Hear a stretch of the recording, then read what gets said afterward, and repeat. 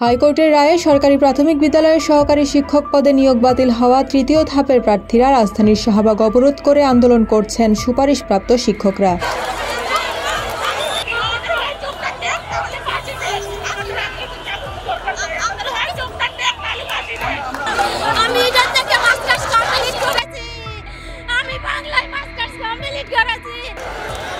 দ্রুত নিয়োগের দাবিতে সোমবার দুপুর 1:30 থেকে শাহবাগের জাতীয় জাদুঘরের সামনে থেকে থানা পর্যন্ত ব্যানার ফেস্টুন নিয়ে অবস্থান নেন শিক্ষক নিবন্ধন ও প্রত্যয়ন কর্তৃপক্ষের নিবন্ধিত নিয়োগ প্রত্যাশী ও সুপারিশপ্রাপ্ত প্রাথমিকের শিক্ষকরা। এতে করে শাহবাগ দিয়ে চলাচল করা সব ধরনের যান চলাচল বন্ধ হয়ে যায়। এদিকে আন্দোলনকারীদের সরাতে শুরুতে লাঠিচার্জ, জল কামান এবং বল প্রয়োগ করে পুলিশ এবং নিরাপত্তারক্ষী বাহিনী। দুপুর প্রায় 2টার দিকে সেখানে সাউন্ড গ্রেনেড ও জল কামান নিক্ষেপ করা হয়। এতে আন্দোলনকারী সাময়িক সময় ছত্রভঙ্গ হলেও আবারও একসাথে জড়ো হয়ে সড়ক অবরোধ করেন।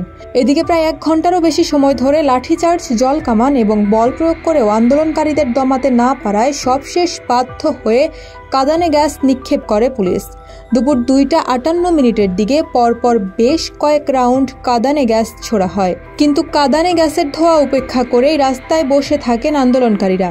শেষ খবর পাওয়া পর্যন্ত পুলিশ সদস্যরা লাঠিচার্জ করে তাদের সরিয়ে দেওয়ার চেষ্টা করছেন।